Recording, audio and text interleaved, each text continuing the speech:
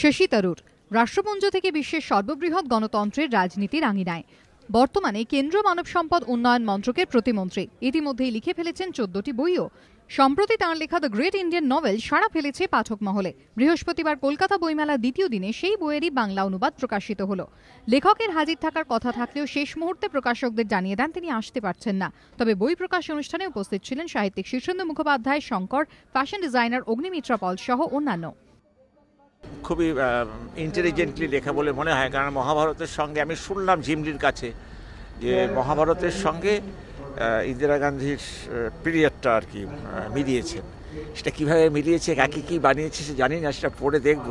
তবে থিমটা বা প্রজেক্টেড যে গল্প সেটা ইন্টারেস্টিং বলে মনে হচ্ছে, তাহলে পড়ে দেখি।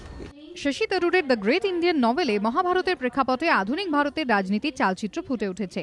লেখক তুলে ধরতে চেয়েছেন মহাত্মা গান্ধীর উত্থান থেকে ইন্দিরা গান্ধীর আমল পর্যন্ত। পাশাপাশি বইটির একটি বড় অংশ জুড়ে রয়েছে স্বাধীনতা সংগ্রামে কলকাতার ভূমিকা। হিন্দোলদের রিপোর্ট, এবিপি আনন্দ, কলকাতা।